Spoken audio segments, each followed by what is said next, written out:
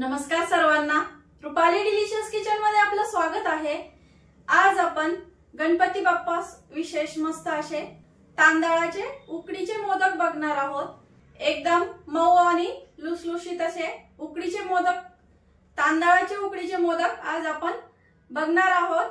गणपती बाप्पा मोरया, मंगलमूर्ती मोरया। तर मग चला आता साहित्य बघूया आणि रेसिपीला सुरुवात करूया। तर आपण इथे एक साहित्य घेतलंय। ही वाटी आहे ना, या 2 वाट्या भरून इथं तांदळाची पिठी घेतली आहे। गिरणीतनं एकदम अशी बारीक दळून आणली आहे। 1 वाटी खोबरं हलकसं आपल्याला बोटाने असं दाबून आणि मग भरायची वाटी। आणि अर्धी वाटी आपल्याला गूळ लागणार आहे। इथं 1 वाटी खोबऱ्याला अर्धा वाटी आपल्याला इथं गूळ घ्यायचा आहे।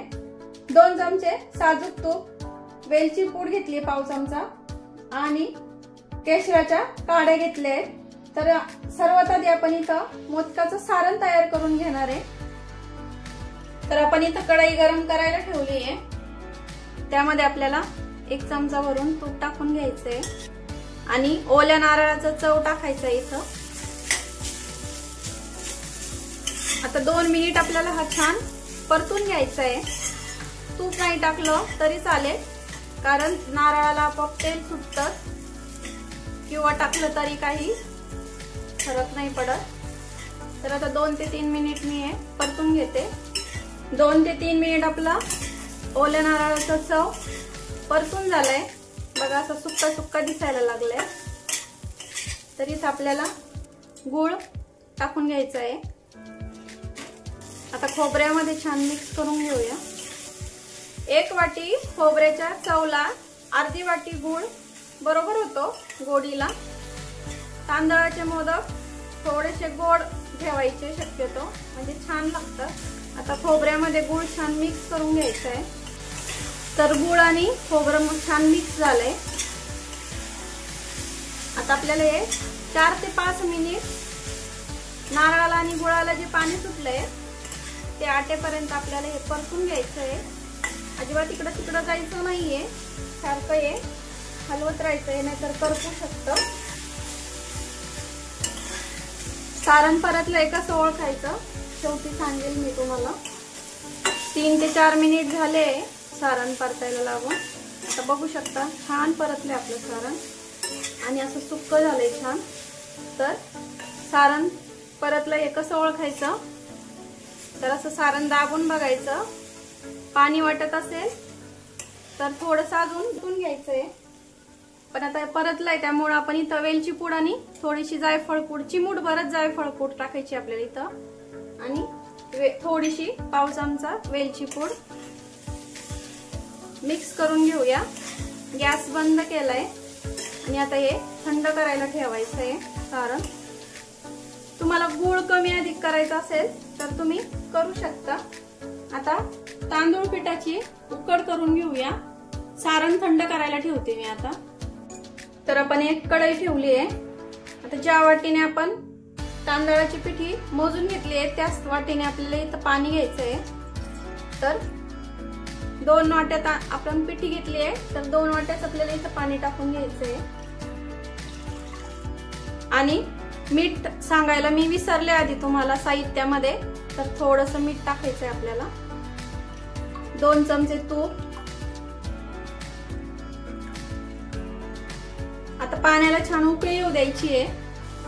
पाण्याला छान उकळी आली, आता तांदळाची पिठी टाकून घेऊया। आता हे सर्व मिक्स करायचे आपल्याला।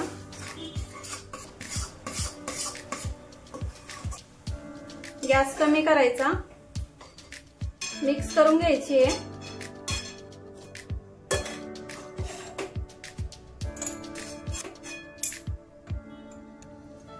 मिक्स करून घेतली की झाकण ठेवायचं आणि गॅस बंद करायचा आहे।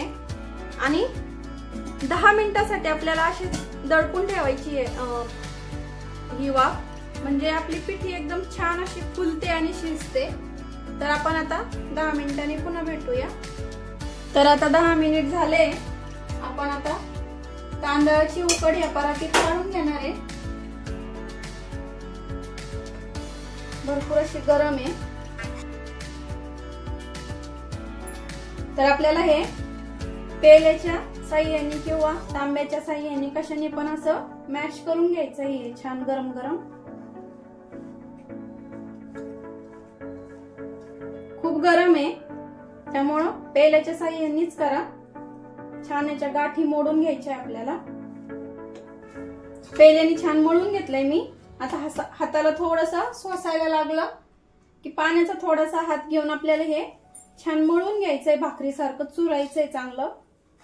तुम्ही जेवढं छान पीठ मळाल तेवढे मोदक असे मऊ लुसलुशीत आणि छान होतात. अजिबात असे चिरत वगैरे नाही. त्यामुळे ही मेहनत घ्यायचीच आपल्याला. इथं थोडंसं मळून झालं का हाताला थोडं पाणी घ्यायचंय आपल्याला आणि मळून मळून घ्यायचंय. छान असा मऊ असा लुसलुशीत मी आता गोळा तयार करून घेते. इथं खूप जास्त पाण्याचा हात नाही लावायचा. हे बघा असं छान मऊ मळून घेतलंय मी.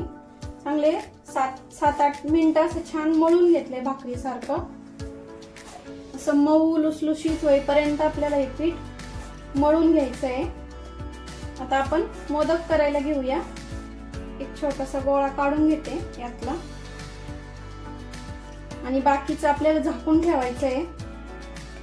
तर एका वाटीत झाकून ठेवते मी. आता एक रोल करायचा आहे बाकीच्या पिठाचा आणि एक सारखे गोळे तयार करून घ्यायचे यातले.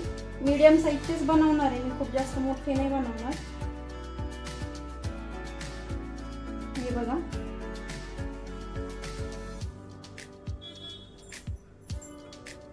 तर आपण आता मोदक करून घेऊया.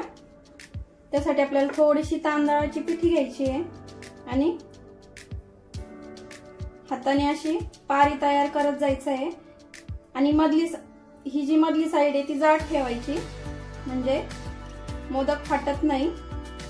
खूप जास्त पिठी लावू नका, हलकीशी लावायची अगदी म्हणजे हाताला चिपकत नाही. आता बाकी सर्व तयारी होईपर्यंत सारण पण छान थंड झालंय. बघा मस्त होते ना. तर आपली पारी छान तयार झाली. इथं बघू शकता मस्त अशी पातळ करून घेतली मी आणि मधल्या साईडला थोडीशी जाड ठेवायची. तुम्ही आधी कळ्या करून घेऊ शकता किंवा आधी सारण भरलं तरी काहीच नाही. जसं तुम्हाला सोपं पडेल तसं करायचं. आणि आपल्याला असे खालपासनं इथं कळ्या पाडत जायच्या आहे.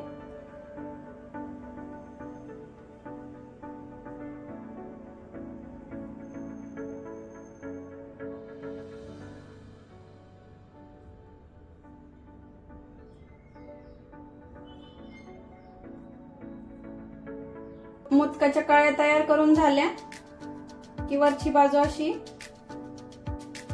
आपल्याला मिटवून घ्यायची आहे. हे बघा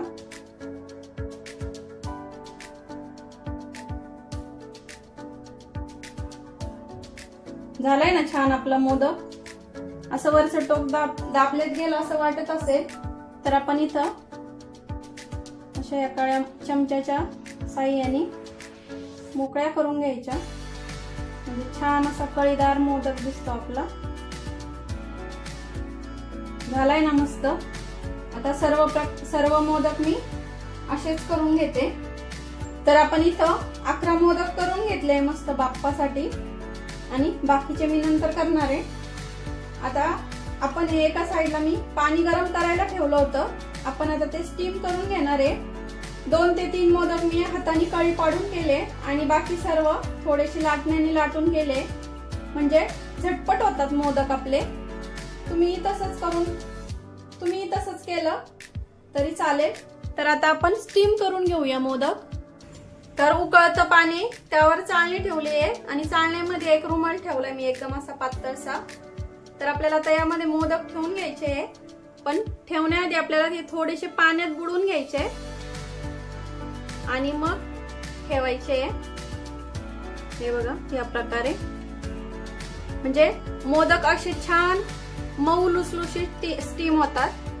आता सर्व मोदक असेच ठेवून घेते आणि प्रत्येक मोदकाला आपल्याला एक केशराची काडी लावून घ्यायची आहे म्हणजे दिसायला छान सुरेख दिसतं आणि त्याचा सुगंध पण छान उतरतो। आणि तुम्ही रुमालाऐवजी इथं केळीचं पान किंवा हळदीचं पान ठेवू शकता। आणि थोड्याशा अंतरावरती आपल्याला मोदक ठेवायचे, कारण हे शिजले ना का फुगतात छान। आता सर्व मोदक ठेवून घेतले आणि केशरच्या काड्या पण लावून घेतल्या सर्व याला। आता आपण हा रुमाल आहे ना असा थोडासा वरती ठेवायचा आहे अलगद, म्हणजे आपले जे वाफेचं पाणी असतं ना ते पडलं तर या रुमालावरती पडतं म्हणून। आणि आता आपल्याला झाकण ठेवायचं आहे 10 ते 15 मिनिटांसाठी, स्टीम करून घ्यायचे छान। आणि गॅस खूप कमी करायचा नाही किंवा खूप फुल ठेवायचा नाही, मध्यम गॅसवरती आपल्याला मोदक स्टीम करून घ्यायचे आहे। आता गॅस मी मध्यम करते। आता 10 ते 15 मिनिटांनंतर आपण पुन्हा भेटूया। 10 मिनिट झाले इथं। आता बघूया आपले मोदक कसे झालेत ते। वाफेचं पाणी अजिबात नाही पडलंय त्यामुळे असे छान दिसत आहेत, बघू शकता। अशी मस्त अशी चकाकी आली आहे। गॅस बंद केलाय मी आता इथं ओपन केल्याच्या नंतर। आणि कसे शिजले ते चेक करायचं असलं तर मोदकाला असा हात लावायचा, चिपकले नाही हाताला की समजायचं आपले मोदक छान शिजले आहेत। हे बघा मस्त असे, अजिबात असं चिकट काही लागत नाही हाताला। हे बघा एकदम मस्त झाले आणि असे छान कळीदार फुलासारखे दिसत आहे। आता गरम गरम मोदक मस्त असे बाप्पाला नैवेद्य दाखवूया आणि सर्व करून घेऊया। आधी सर्व करूया आणि मग बाप्पाला नैवेद्य दाखवूया। तर आपले मस्त असे कळीदार मोदक इथं तयार झाले। छान दिसत आहे ना, एकदम मस्त झाले असे मऊ लुसलुशीत, मस्त असे गरमागरम असे गरम गरम मोदक आणि त्यावर मस्त असं साजूक तूप, एकच नंबर लागतात खायला। दिसतंय ना मस्त असे कळीदार आणि छान। तर मग रेसिपी कशी वाटली तुम्हाला कमेंट मध्ये नक्की सांगा। आणि आता आपण हे मस्त बाप्पाला नैवेद्य दाखवणार आहोत। तर मस्त असा गरमागरम मोदक असा तो फोडायचा आणि त्यावर मस्त अशी साजूक तुपाची धार। आणखीन काय हवंय आपल्याला, मस्त असं छान झालेत मोदक। तर मग मोदक कसे झाले कमेंट मध्ये नक्की सांगा। आणि पारी एकदम अशी मस्त छान पातळ झाली आहे, सारण असं मस्त भरपूर असे आपले मोदक झालेत तयार इथं। तर मग तुम्हाला आता कसे वाटले मोदक ते कमेंट मध्ये सांगायला मला विसरू नका। तर आपण आता इथं बाप्पांना नैवेद्य दाखवणार आहे।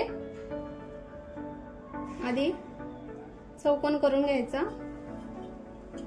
आणि आपला हा मस्त असा उकडीचे मोदक असे मस्त छान गणपती बाप्पाला नैवेद्य म्हणून दाखवायचे आहे। तर आपले गणपती बाप्पा आज मस्त छान असे खुश होतील नैवेद्य खाऊन। तर मग तुम्हाला आमचे बाप्पा कसे वाटले ते पण कमेंट मध्ये सांगा। आणि मोदक कसे झाले बाप्पासाठी छान छान असे मस्त ते पण कमेंट मध्ये सांगा। तर उकडीच्या मोदकांची रेसिपी तुम्हाला कशी वाटली कमेंट मध्ये नक्की सांगा। आणि याआधी मी कणकेचे उकडीचे मोदक टाकलेले आहेत आणि तळणीचे, सुक्या खोबऱ्याचे, गुळ खोबऱ्याचे मस्त असे बिस्किटासारखे असे कुरकुरीत असे मोदक टाकलेले आहे। ते पण रुपाली डिलिशियस किचनला जाऊन तुम्ही बघू शकता। ते पण खूप छान झाले, ते पण तुम्ही जाऊन बघा। आणि रेसिपी आवडली असेल तर लाईक, शेअर, सबस्क्राईब करायला विसरू नका। रेसिपी नक्की ट्राय करा, कारण घरचं जेवण आहे खरंच स्वादिष्ट असतं। अशाच नवीन छान छान रेसिपींसोबत पुन्हा भेटूया। तोपर्यंत गणपती बाप्पा मोरया।